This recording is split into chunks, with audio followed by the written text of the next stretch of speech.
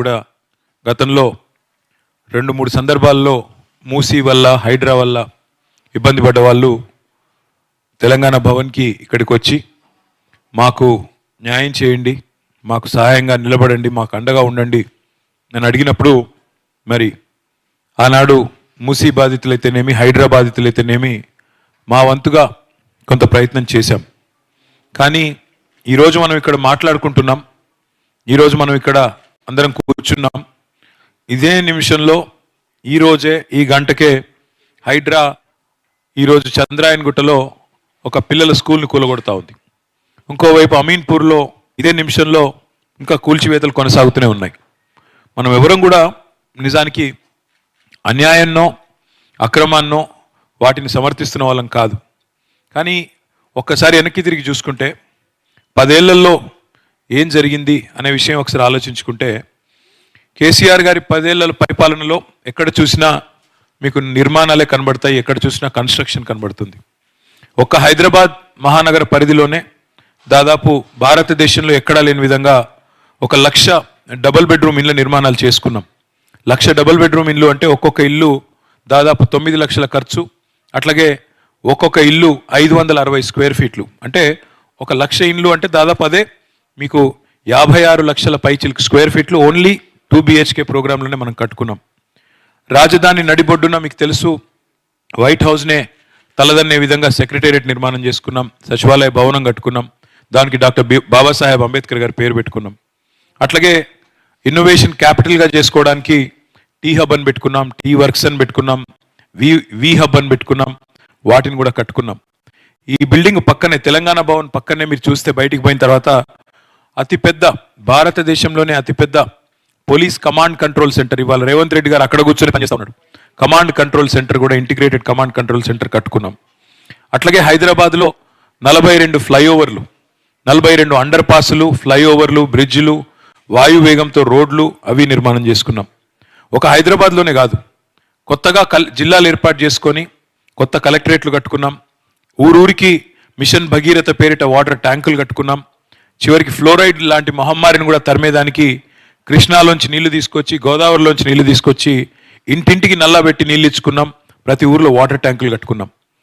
మరి కరువు నేలగా ఉన్న తెలంగాణ గొంతెండిపోయిన నేలకి నీళ్లు తీసుకొని రావడానికి సాగునీటి ప్రాజెక్టులు కట్టుకున్నాం, భారీ ప్రాజెక్టులు కట్టుకున్నాం. మల్లన్న సాగరు, కొండపోచమ్మ సాగరు, అట్లాగే కాళేశ్వరం లాంటి ప్రాజెక్టులు, ఇటు పాలమూరు రంగారెడ్డి ఎత్తిపోతల పథకంలో భాగంగా కరివెన, వట్టెం, అట్లాగే ఉద్దండాపూర్ రిజర్వాయర్లు, నార్లాపూర్, ఇట్లా ఎన్నో రిజర్వాయర్లు కట్టుకున్నాం.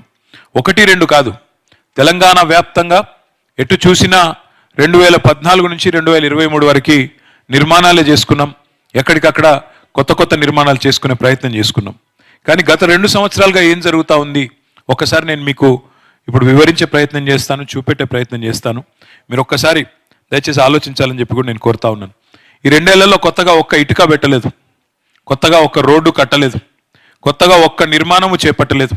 10 ఏళ్ల మరి పరిపాలనని ప్రతిరోజు అవమానించే రేవంత్ రెడ్డి గారు ఈ 2 ఏళ్లలో ఏం చేశారయ్యా అంటే ఇప్పుడు నేను మీకు ఈ ప్రజెంటేషన్ ద్వారా వివరించే ప్రయత్నం చేస్తాను. ఆ తర్వాత కొంతమంది మిత్రులు మీతో మాట్లాడతారు, మీడియా సమక్షంలో వారి బాధ చెప్తారు. కాకపోతే నేను మీకు అందరికీ ముందుగా ఇచ్చే మాట ఒకటే, ఎవరెవరికైతే ఈ ప్రభుత్వం వల్ల తీరని అన్యాయం జరిగిందో మీకు నేను మాటిస్తా ఉన్నాను, మీకు జరిగిన అన్యాయాన్ని మాకు ఎక్కువ కాలం ఏం లేదు, ఇంకా కేవలం 500 రోజుల్లో తిరిగి కేసీఆర్ గారు రాబోతున్నారు. మీ ప్రతి ఒక్కరికి న్యాయం చేసే బాధ్యత నేను తీసుకుంటా అని చెప్పి నేను మీకు విజ్ఞప్తి చేస్తా ఉన్నాను. ఎవరెవరైతే అన్యాయం జరిగిందో, మీకు ఎవరెవరికైతే నష్టం జరిగిందో మీకు పూర్తి స్థాయిలో న్యాయం చేసే బాధ్యత మాది. ఎందుకంటే ఎవరు కూడా కోరుకోరు, ప్రభుత్వాలు చట్టపరంగా న్యాయపరంగా పనిచేయాలని కోరుకుంటారు తప్ప ఎవరు కూడా ఇంత అన్యాయంగా కిరాతకంగా పనిచేయాలని కోరుకోరు. ఆ క్రమంలో ఇది ఒక్కసారి దయచేసి మీరు అందరూ కూడా చూడాలని, చూసిన తర్వాత మనం కొద్దిసేపు మాట్లాడుకుందామని చెప్పి కూడా విజ్ఞప్తి చేస్తా ఉన్నా. ఇది ప్లే చేయండి.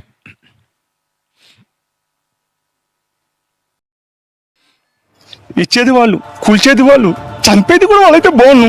చంపేయండి, వదిలిపోద్ది. చెప్పు సార్, నన్ను కొట్టి చంపేసే సార్, ఇక చంపేయండి సార్.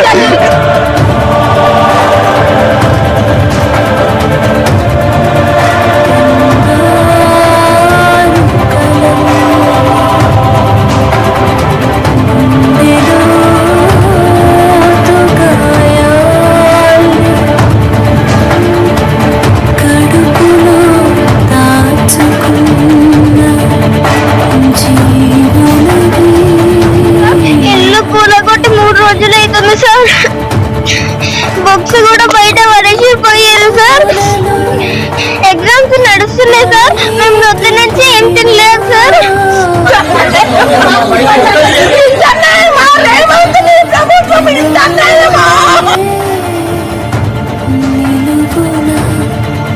ఏం చేస్తారయ్యా మా బాధనే ఉన్నాయి. 30 సంవత్సరాల బట్టి నుంచి ఇక్కడ ఉంటున్నాం కదండి. మేము ఎక్కడ వెళ్ళిపోవాలి, ఎక్కడ ఉండాలి చెప్పండి. చిన్న చిన్న పిల్లలు పెట్టుకుని ఉంటున్నాం సార్. బెదిరిస్తున్నారు సార్. మేము ఎక్కడికైనా వెళ్ళిపోవాలి.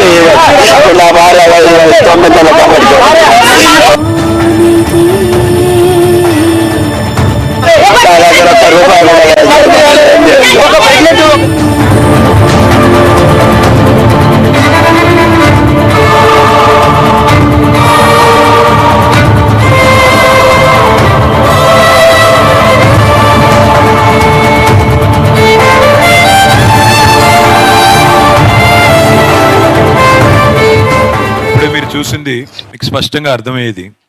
పేదవాడికి ఒక న్యాయం, లేనివాడికి రోజు అవమానం, ఉన్నవాడికి ఒక తీరు, లేనివాడికి మరొక తీరు. ఇది ఈ ప్రభుత్వం యొక్క పనితీరు. మీరు ఒక్క మాట దయచేసి ఆలోచించండి. ఇక్కడ వచ్చిన పెద్దలందరూ కూడా, అదేవిధంగా మీడియా మిత్రులు కూడా. ఒక ఇంటి గృహప్రవేశం జరిగి ఇంకా వారం రోజులు కాలేదు. మరి జేసీబీ వచ్చి ఇంకా జస్ట్ గుమ్మడికాయ కొట్టి వారం రోజులు కాలేదు. జేసీబీ వచ్చి, బుల్డోజర్ వచ్చి వాళ్ళ ఇల్లు నేలమట్టం చేస్తే, కూల్చేస్తే ఆ కుటుంబం పరిస్థితి ఏంటి ఆలోచించండి. ఒక జీవితకాలం కష్టపడి పొదుపు చేసి పైసా కూడబెట్టి ఇల్లు కట్టుకుంటే దాన్ని హైడ్రా పేరుతో మరి కూల్చి పారేస్తుంటే, ప్రెగ్నెంట్ మహిళ అని కూడా చూడకుండా లాగి పారేస్తే, ఈడిచి పారేస్తే వాళ్ళ పరిస్థితి ఏంది ఆలోచించండి. హైడ్రా సృష్టించిన ఈ వలయానికి విలయానికి తన చుట్టూ ఏం జరుగుతుందో తెలవక ఒక 6 ఏళ్ల పాప సార్ 3 రోజుల నుంచి తిండి లేదు అని చెప్పి ఏడుస్తుంటే, కనీసం పుస్తకాలు కూడా తీసుకొని ఇవ్వకుండా వాళ్ళ ఇల్లు మాట్లాడిస్తాను తల్లి, పుస్తకాలు కూడా తీసుకొని ఇవ్వకుండా వాళ్ళ ఇల్లు కూల్చింది ఈ హైడ్రా. అయితే పేదవాడికి ఒకలాగా, ఉన్నవాడికి ఇంకోలాగా నేను ఉత్తగానే అంటలేను. అది కూడా మీకు చూపెట్టాలనే, పత్రికల ద్వారా అందరికీ చూపెట్టాలన్న ఉద్దేశంతోనే, మీ బాధ రాష్ట్రం మొత్తం తెలవాలన్న ఉద్దేశంతోనే మిమ్మల్ని ఇక్కడికి రప్పించడం జరిగింది. ఒక్కసారి దయచేసి మీరు చూడాలి. ఈ వీడియో ప్లే చేయండి. ఒక్క నిమిషం ఈ వీడియో ప్లే చేయండి.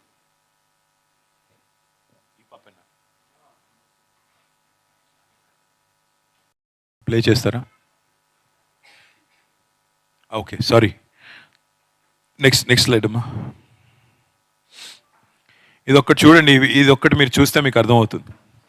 ఆయన ఉప ముఖ్యమంత్రి బట్టి విక్రమార్క గారు ఈ హైడ్రా విషయంలో, బట్టి విక్రమార్క గారు మరి ఆయనకి ఏమి ఇంట్రెస్ట్ ఉందో నాకు తెలియదు, కానీ ఒకరోజు పెద్ద ప్రజెంటేషన్ పెట్టారు. ఇది పెద్ద స్క్రీన్ పెట్టి ఇట్లాగే పెద్ద ప్రజెంటేషన్ ఇచ్చి ఇంతమంది అధికారులను కూర్చోబెట్టుకొని మేము చేస్తున్నది ఏదో చాలా గొప్ప పని అన్నట్టుగా ప్రజెంటేషన్ ఇచ్చారు.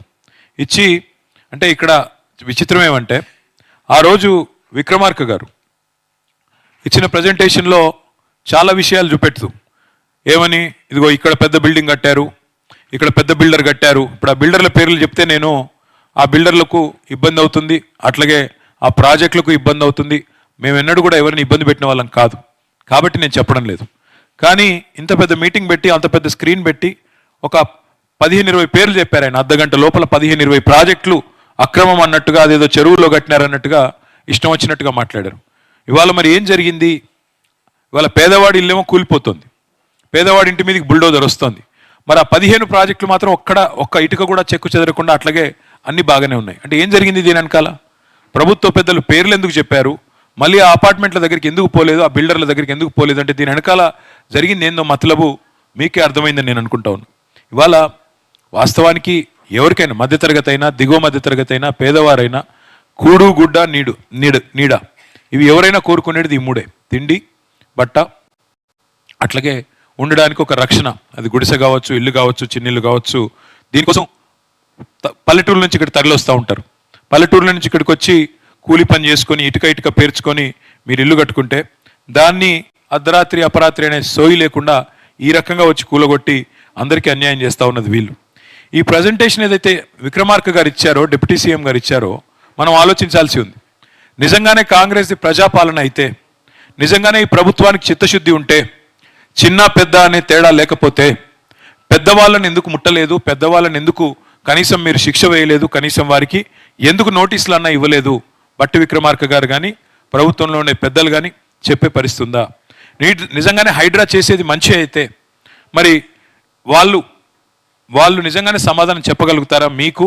అట్లాగే ఆ బిల్డర్లు ఏదైతే పెద్ద పెద్ద పేర్లు చెప్పారో వాళ్ళకి మరి చెప్పగలుగుతారా?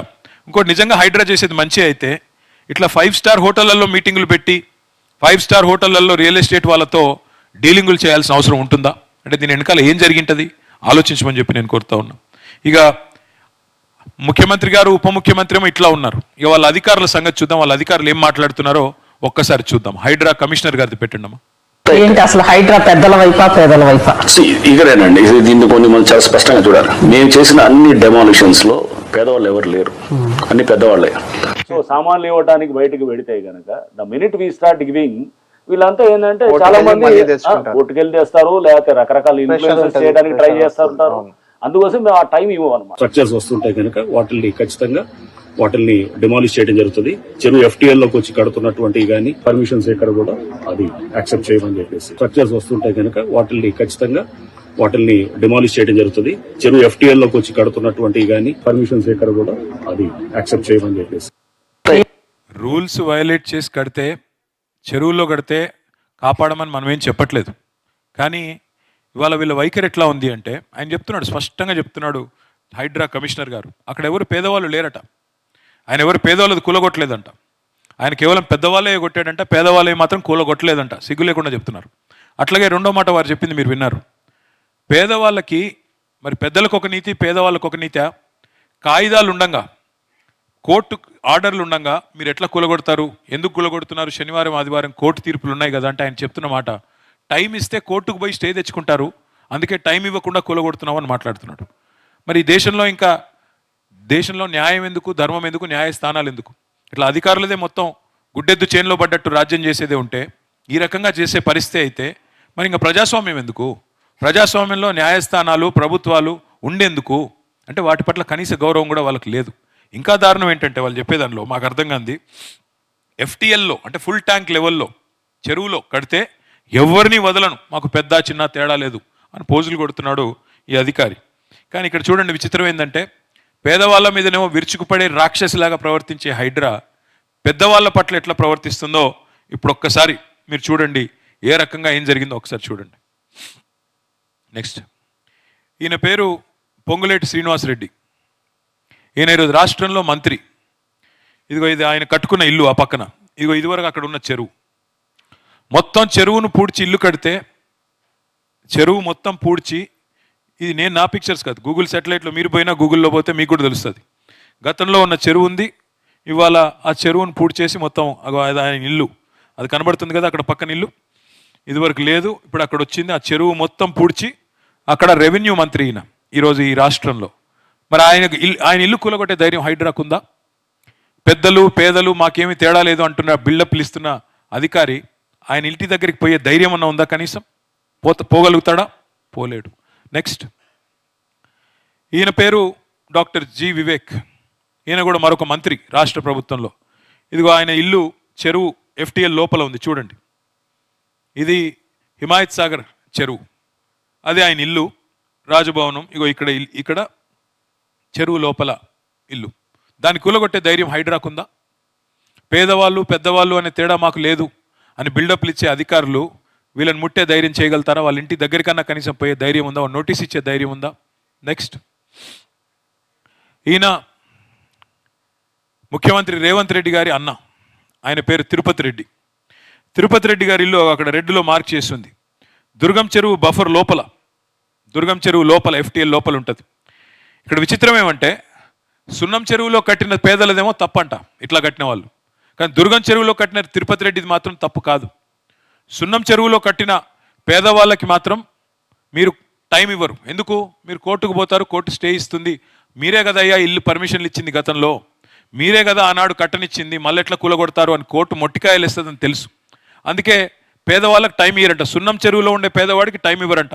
కానీ దుర్గం చెరువులో ఉండే ఆ రాజప్రసాదానికి మాత్రం, తిరుపతి రెడ్డి గారికి ఆయనకి మాత్రం టైం ఇచ్చి ఆయన కోర్టుకు పోయేటట్టు చేసి కోర్టు ద్వారా స్టే తెచ్చుకొని, ఇవాళ ఏమైందయ్యా అంటే కోర్టు స్టే ఉంది, మేమేం చేయాలా? ముఖ్యమంత్రి సోదరుడు కదా, కాబట్టి ఆయన్ని ముట్టే ధైర్యం వాళ్ళకి లేదు. మీకు టైం ఇవ్వరు, మీకు కోర్టుకు పోయేదానికి అవకాశం ఇవ్వరు, కానీ పెద్దలకు అందరికీ టైం ఇస్తారు. నెక్స్ట్ ఇది చూడండి, ఇంకా అన్యాయం. చెరువు మధ్యలో, చెరువు కనబడుతుందా చుట్టూ, చెరువు మధ్యలో అగో అది ఆ గెస్ట్ హౌస్. ఎవరిది ఇది? పట్నం మహేందర్ రెడ్డి ఈరోజు శాసన మండలిలో ప్రభుత్వ చీఫ్ విప్. ఆయనకు మాత్రం ఆయన ఆయన ఆయన గెస్ట్ హౌస్ దగ్గర పోయే ధైర్యం ఉందా హైడ్రాకి? చెరువు మధ్యలో ఇల్లు కడితే, కొంప కడితే దాన్ని ముట్టుకునే ధైర్యం కానీ, దానికి నోటీస్ ఇచ్చే ధైర్యం కానీ హైడ్రాకు ఉందా? ఇది అడిగితే వాళ్ళు తట్టుకోలేకపోతున్నారు. నెక్స్ట్ ఈయన పేరు గుత్తా సుఖేందర్ రెడ్డి, శాసన మండలి చైర్మన్. ఇక్కడ పక్కన చెరువు కనబడుతుంది, ఆ పక్కనే ఆయన ఇల్లు కనబడుతుంది చూడండి. ఇది కూడా చెరువు బఫర్ లోపల కట్టిన ఇల్లు. పోయే ధైర్యం ఉందా హైడ్రాకి? చెరువులో కట్టిన ఇల్లు శాసన మండలిలో చీఫ్ విప్ కట్టినా, శాసన మండలి చైర్మన్ కట్టినా అక్కడ పోయే ధైర్యం హైడ్రాకు ఉందా? పేదవాళ్ళు పెద్దవాళ్ళు ఏమీ లేదు అని మాట్లాడే బిల్డప్ ఇచ్చే అధికారులు కనీసం వాళ్ళ దగ్గరికి పోయి వాళ్ళని కనీసం మాట్లాడే పరిస్థితి ఉందా? ఆలోచించమని కోరుతా ఉన్నా.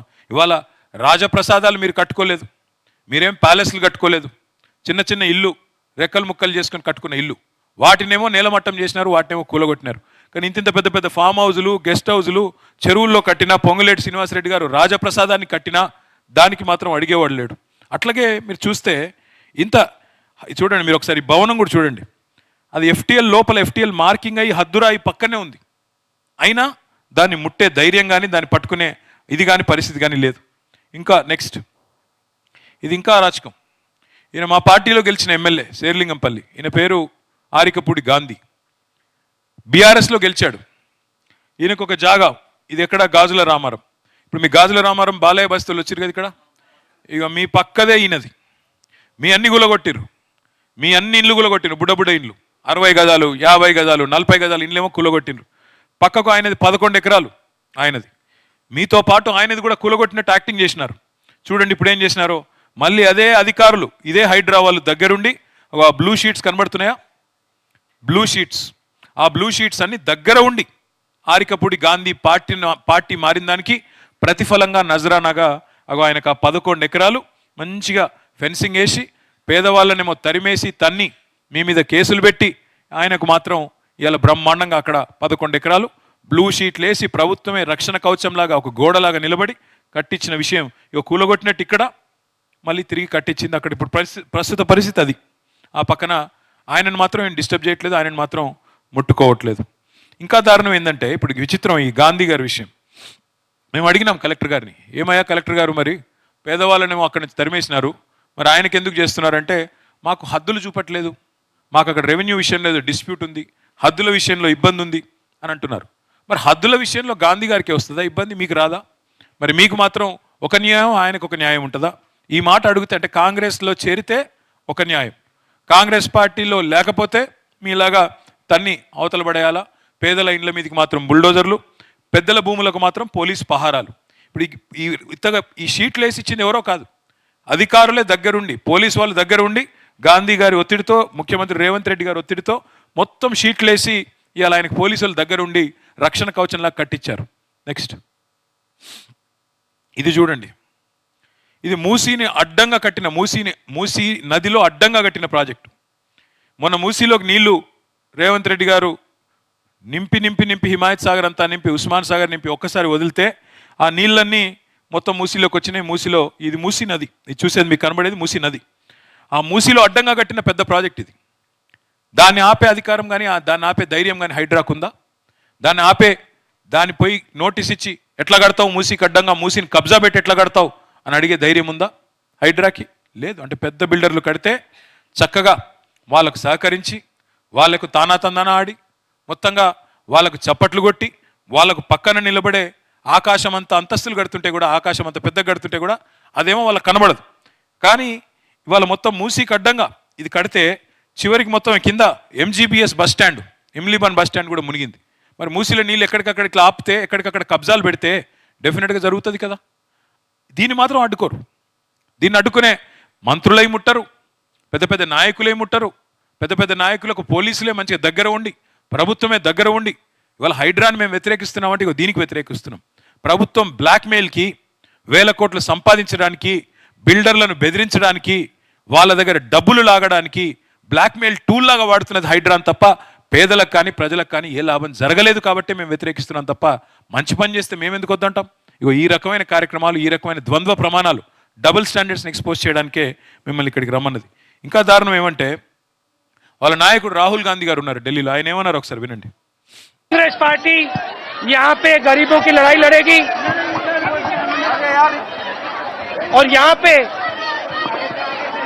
जो हो रहा है बिल्कुल गलत हो रहा है और इसके खिलाफ कांग्रेस पार्टी हर इंच पे लड़ेगी. हम छोड़ने वाले नहीं है. गरीबों की लड़ाई लड़ रहा है वो मोदी का, वो सही ठीक है, मगर बुलडोजर मेरे शरीर के ऊपर से निकलेगा. अगर यह निकलेगा तो मेरे ऊपर से निकलेगा. బుల్డోజర్ మేరే శరీర్కే ఊపర్ సే నిక్లేగా అంటే ఏంది?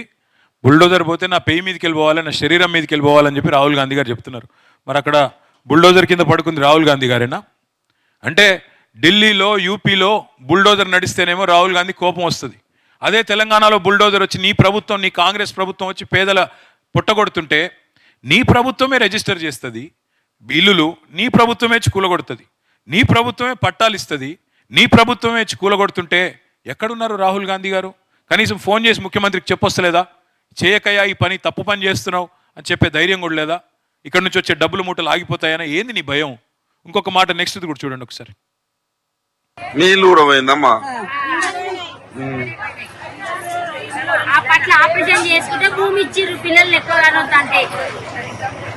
ఇప్పుడు ఎట్లా మరి మీ ఇల్లు కూడా పోయింది? ఇప్పుడు మరి ఏడికి పోవాలి మరి? ఇప్పుడు ఎట్లా మరి మీ ఇల్లు పోయింది, మీరు ఎక్కడ బతకాలి? మీరు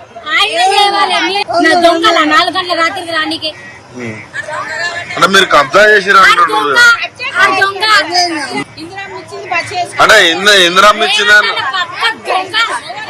అంటే ఇప్పుడు మీరు ఇందిరాగాంధీ ఇచ్చింది అంటున్నారు. మళ్ళీ అదే కాంగ్రెస్ పార్టీ అమ్మ ఇప్పుడు. ఇక్కడ విచిత్రమైన విషయం ఇది కొండాపూర్, శేర్లింగంపల్లి మండలం కొండాపూర్లో ఈ సైటు. ఇక్కడ 1980లో ఇందిరాగాంధీ గారు ఇంకా అప్పటికి బతుకున్నారు, 84 దాకా. ఆ టైంలో కుటుంబ నియంత్రణ ఆపరేషన్లు చేయించుకుంటే వాళ్ళకి ప్రోత్సాహకం కింద ఆ రోజు పట్టాలు ఇచ్చారు. ఇందిరాగాంధీ ప్రభుత్వం ఇచ్చింది.